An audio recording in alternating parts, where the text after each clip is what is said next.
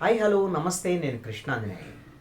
తెలంగాణలో మీడియాకు వ్యతిరేకంగా అంటే బీఆర్ఎస్ వర్సెస్ ఏబిఎన్ అన్నట్టుగా ఇప్పుడు మొదలైనటువంటి ఈ వ్యవహారము తెలంగాణ తెలంగాణ వ్యతిరేక మీడియా, అదేవిధంగా తెలంగాణకు వ్యతిరేకంగా ఆంధ్ర మీడియా ఉంది అనేటువంటి విధంగా ఒక కొత్త వాదన తీసుకొచ్చారు. ఏంటి ఈ సమస్య అంటే ఏబిఎన్ ఆంధ్రజ్యోతి కథనాలు, ఏబిఎన్ ఆంధ్రజ్యోతి డిబేట్లో వెంకటకృష్ణ బీఆర్ఎస్ నాయకుడిని గెట్అవుట్ ఫ్రమ్ మై డిబేట్ అని అనటం ఒక అంశము. అది పెద్ద కష్టమైనటువంటి అంశం కాదు వాళ్ళకు వాస్తవంగా అయితే. దాని తర్వాత అంతకుముందు ఏదైతే సిట్టు విచారణ సందర్భంగా కేటీఆర్ మీద, హరీష్ రావు మీద, అదేవిధంగా బీఆర్ఎస్ ప్రభుత్వ హయాంలో జరిగినటువంటి కుంభకోణాలు, ఫోన్ ట్యాపింగు, అవినీతి అక్రమాలు, వీటి మీద మీడియాలో రాస్తున్నటువంటి కథనాలు, వీటిని జీర్ణించుకోలేకపోతున్నారు. ఈ నేపథ్యంలో ఇప్పుడు కొత్తగా వచ్చినటువంటి ఏమిటి అంశం అంటే ఈ ఫోన్ ట్యాపింగ్ వ్యవహారం అనే దానికన్నా కూడా దానికి ముందు ఒక్క అడుగు వెనక్కేస్తే దాని ముందు జరిగినటువంటి పరిణామాలు కూడా ఇవన్నిటికీ దారితీసినటువంటి పరిస్థితి. అది ఏమిటి అని అంటే ఎన్టీవీలో కోమటిరెడ్డి వెంకటరెడ్డి మీద కొన్ని కథనాలు రావటం, ఆ అంశం మీద వాళ్ళకి అంతర్గతంగా సిట్టు విచారణ వ్యవహారం, ఇవన్నీ ఎన్టీవీ వాళ్ళ మీద కేసులు పెట్టడం, ఎన్టీవీ వాళ్ళని అరెస్ట్ చేయడం, ఇవన్నీ కూడా జరిగాయి. అప్పుడేమీ ఈ ఎన్టీవీకి సంబంధించినటువంటి వ్యవహారంలో ఆంధ్ర మీడియా మా మీద రాస్తున్నారు అలాంటిది ఏమీ రాలా నరేంద్ర చౌదరి విషయంలో. మరి ఆ తర్వాత రాధాకృష్ణ ఎన్టీవీ, అదేవిధంగా డిప్యూటీ సీఎం మల్లు బట్టి విక్రమార్క, అదేవిధంగా మెగా కంపెనీ, ఈ ముగ్గురు కలిసి కోల్ బ్లాక్ కోసం టెండర్ల కోసం ప్రయత్నం చేశారు. దానికి కోమటిరెడ్డి వెంకటరెడ్డి సోదరుడి కంపెనీ అడ్డం వచ్చింది, అందుకని బెదిరించడానికి ఈ విధమైన వార్తలు రాశారు అనేటువంటి విధంగా కోల్ బ్లాక్కు సంబంధించినటువంటి వ్యవహారాన్ని ఏబిఎన్ అదేవిధంగా రాధాకృష్ణ దాన్ని బయటికి తీసుకొచ్చాడు. దీని మీద డిప్యూటీ సీఎం మల్లు బట్టి విక్రమార్క, నేను రాజశేఖర రెడ్డి శిష్యుని కాబట్టి, లేకపోతే రాజశేఖర రెడ్డితో కలిసి అప్పుడు పనిచేశాను కాబట్టి రాజశేఖర రెడ్డి మీద ఉన్న కోపాన్ని ఈ విధంగా చూపిస్తున్నారు అనే విధంగా మల్లు బట్టి విక్రమార్క మాట్లాడాడు. అయితే అసలు ఇదంతా అసత్య కథనము, ఇవన్నీ పెట్ట కథలని కూడా మల్లు బట్టి విక్రమార్క మాట్లాడాడు. అవన్నీ కూడా భవిష్యత్తులో తేల్తాయి నిజంగా ఆంధ్రజ్యోతిలో వచ్చినాయి రాలే ఆ కథనాలు ఏంటి అని. దీని తర్వాత ఇప్పుడు సిట్టు విచారణ జరుగుతుంది. ఇప్పుడు ఎప్పటి నుంచి 2 ఏళ్ల నుంచి జరుగుతుంది. మొన్న సిట్టు విచారణకి వరుసనే హరీష్ రావుని, ఆ తర్వాత కేటీఆర్ని పిలిచారు. దాంట్లో కథనాలు వస్తాయి. ఎందుకు ఫోన్ ట్యాపింగ్కి సంబంధించినటువంటి వ్యవహారము. ఇప్పుడు బీఆర్ఎస్ నాయకురాలుగా ఉన్న కేసీఆర్ కూతురే కవితే తన భర్తకు సంబంధించినటువంటి ఫోన్లు ట్యాప్ చేశారు అనేటువంటి విధంగా కేటీఆర్ మీద, లేకపోతే అప్పుడు ప్రభుత్వం మీద ఆరోపణలు చేశారు. ఆవిడే ఆరోపణలు చేశారు. ఇంకా కాంగ్రెస్ వాళ్ళు సంబంధించినటువంటి విషయంలో వాళ్ళు చాలామంది ఆరోపణలు చేశారు. రేవంత్ రెడ్డి కూడా ఆయన గతంలోనే చెప్పాడు వీళ్ళు ఫోన్లన్నీ ట్యాప్ చేశారు వ్యవహారం ఇవన్నీ కూడా. రేవంత్ రెడ్డి ఫోన్ కూడా ట్యాప్ చేశారని అప్పుడు ప్రతిపక్ష నాయకుడిగా ఉన్నప్పుడు. ఇప్పుడు అందుకనే ఇప్పుడు వాళ్ళ అధికారంలోకి వచ్చిందని విచారణ జరుగుతుంది. ఈ విచారణ జరిగేటువంటి క్రమంలో అనేకమైనటువంటి అంశాలు, దర్యాప్తుకు సంబంధించినటువంటి అంశాలు వస్తాయి. దాన్ని దర్యాప్తు అధికారులు జర్నలిస్టులకైనా ఆఫ్ ద రికార్డులో చెప్పొచ్చు, లేదు అని అంటే వాళ్ళు కొన్ని షార్ట్ షీట్లు వేసేటువంటి అంశాల్లో తీసుకునేటువంటి అంశాలు కావచ్చు, రిమాండ్ రిపోర్ట్లో వచ్చేటువంటి అంశాలు కావచ్చు. ఇవన్నిటినీ క్రోడీకరించుకొని దర్యాప్తు ఎలా జరుగుతుంది అనేటువంటి అంశాల మీద ఖచ్చితంగా మీడియాకు సంబంధించినటువంటి కథనాలు వస్తాయి. ఈ కథనాలు రాస్తారు. ఇవి ఒకవేళ అసత్యం అనుకోండి, ఇలాంటిది లేదు అని అంటే ఇప్పుడు అది తేలాల్సింది ఎప్పుడు? సిట్టు విచారణకు సంబంధించినటువంటి విషయంలో కేసు దర్యాప్తు అయిపోయి వాళ్ళు షార్ట్ షీట్లు వేసి ఇవన్నీ వేసిన తర్వాత కోర్టులో ఆ నిందితులు ఎవరైతే ఉన్నారో వాళ్ళు కోర్టులో తేల్చుకునేటువంటి అంశం. ఒకవేళ వాళ్ళ మీద ఏం ఆరోపణలు లేవనుకో వాళ్ళు కోర్టు వాళ్ళని నిర్దోషులుగా ప్రకటిస్తాయి. మరి అప్పుడు వచ్చిన వరకు కథనాలు మీరు ఇలా రాశారు, అలా రాశారు, ఎలా రాస్తారు, ఇవన్నీ కథనాలు మీరు అసత్యం కదా అని వీటి మీద ఒకవేళ అభ్యంతరాలు ఉంటే మీడియాకు సంబంధించినటువంటి కథనాల మీద వాళ్ళకి ఏమైనా అభ్యంతరాలు ఉంటే లీగల్గా ప్రొసీడ్ అవడానికి ప్రయత్నం చేయొచ్చు. అంతే తప్ప ఇప్పుడు మీడియా అంతా కూడా మా మీద అసత్యమైన కథనాలు రాస్తుంది అనేటువంటి విధంగా ఇక్కడ ఫైనల్గా ఒక అంశాన్ని మనం దృష్టిలో పెట్టుకోవాలి. ఇప్పుడు ఈ కేసు వేసింది ఎవరు? తెలంగాణ ప్రభుత్వం. విచారణ జరుపుతుంది ఎవరు? తెలంగాణ పోలీసులు. అదేవిధంగా విచారణ ఎదుర్కొంటున్నటువంటి వాళ్ళు ఎవరు? బీఆర్ఎస్కు సంబంధించినటువంటి నాయకులు, కేటీఆర్, కేసీఆర్, హరీష్ రావు, బీఆర్ఎస్ ప్రభుత్వానికి సంబంధించినటువంటి వాళ్ళు. మరి అలాంటప్పుడు మీడియాలో కథనాలు రాస్తే ఆంధ్ర మీడియా, తెలంగాణ మీడియా అనేటువంటి అంశం ఎక్కడ ఉంటుంది? లేకపోతే తెలంగాణకు వ్యతిరేకంగా ఆంధ్ర మీడియా వార్తలు రాస్తున్నారు అనేటువంటి అంశం ఎక్కడ ఉంటుంది అసలు వాస్తవంగా చెప్పాలంటే? పోనీ అలానే అనుకుందాము. ఇప్పుడు బీఆర్ఎస్ ప్రభుత్వంలో తప్పులు చేసింది, అవినీతి చేసింది, అక్రమాలు చేసింది, ఆరోపణలోనే దాని మీద కొన్ని విచారణలు జరుగుతున్నాయి. ఆ విచారణలు వార్తలు వేశారు, సరే ఏబిఎన్లో వేశారు, మహా టీవీలో వేశారు, టీవీ5లో వేశారు అనుకుందాం, లేకపోతే ఈటీవీలో వేశారు. వీళ్ళు ఆంధ్రాకి సంబంధించినటువంటి మీడియాలు మీరు తప్పులు చేశారని నేరారోపణలో అక్కడ దర్యాప్తు సంస్థలు, మీ తెలంగాణ ప్రభుత్వానికి సంబంధించినటువంటి దర్యాప్తు సంస్థలు కదా మీ మీద నేరారోపణలు చేసింది. అక్కడ కమిషన్లు వేసినా, సిట్లు వేసినా, ఏం వేసినా తెలంగాణ ప్రభుత్వం వేస్తుంది. తెలంగాణ పోలీసులు దర్యాప్తు జరుపుతున్నారు. మరి అప్పుడు మీడియాకు సంబంధించినటువంటి వాళ్ళ దర్యాప్తు వివరాలు రాయరా? మరి రాస్తే ఆంధ్ర మీడియా అయిపోతుందా? ఆంధ్ర మీడియా కాబట్టి రాస్తుందనే అయిపోతుందా? మరి తెలంగాణ మీడియా వాళ్ళు రాస్తే ఓకేనా? ఇప్పుడు బీఆర్ఎస్ అధికారంలో ఉన్నప్పుడు కాంగ్రెస్ ప్రభుత్వానికి సంబంధించినటువంటి, అంతకుముందు ప్రభుత్వం లేదు అక్కడైతే, తెలంగాణ వచ్చిన దగ్గర నుంచి బీఆర్ఎస్ఏ ఉంది. ఏది 2023 వరకు.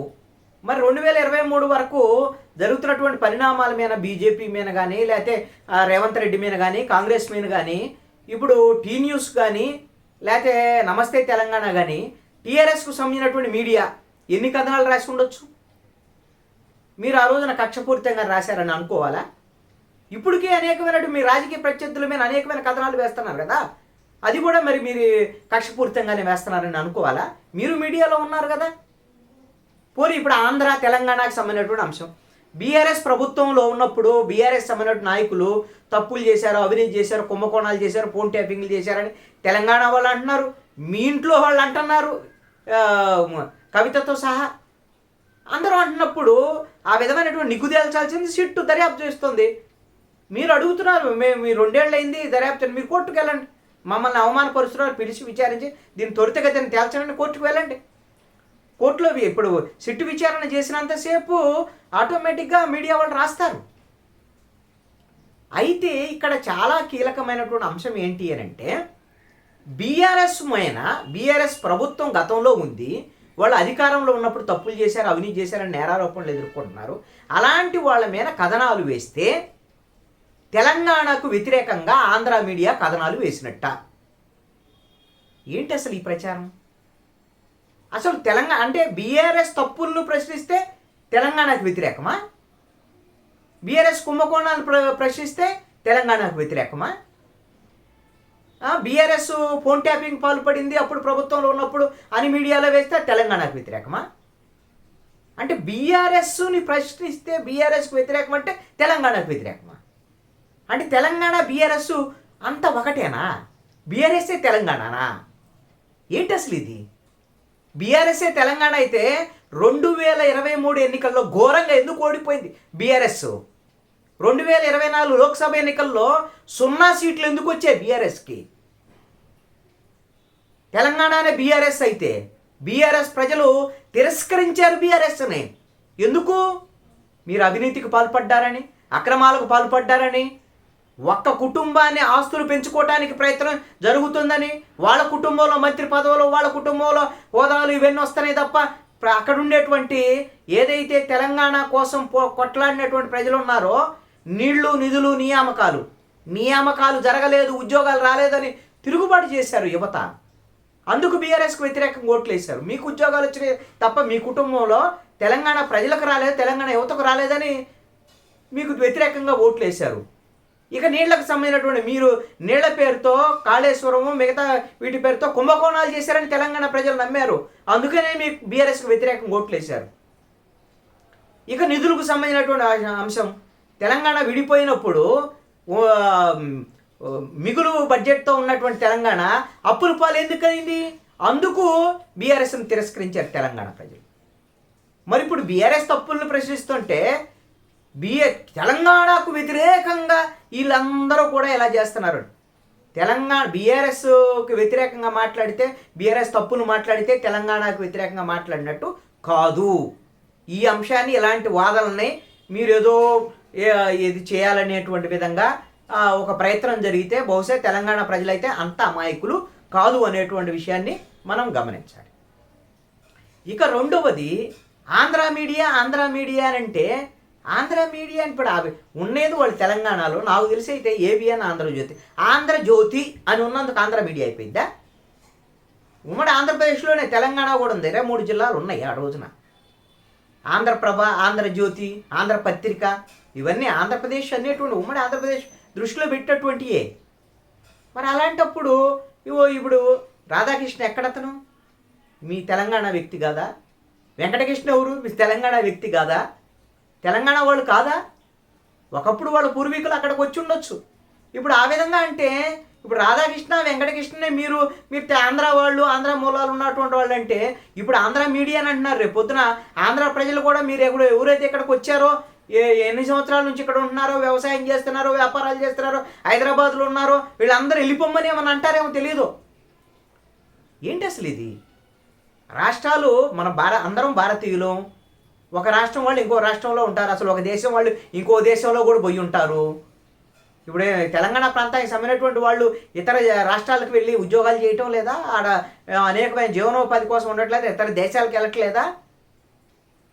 ఆంధ్ర మీడియా, తెలంగాణ మీడియా ఏంటి అసలు ఇది?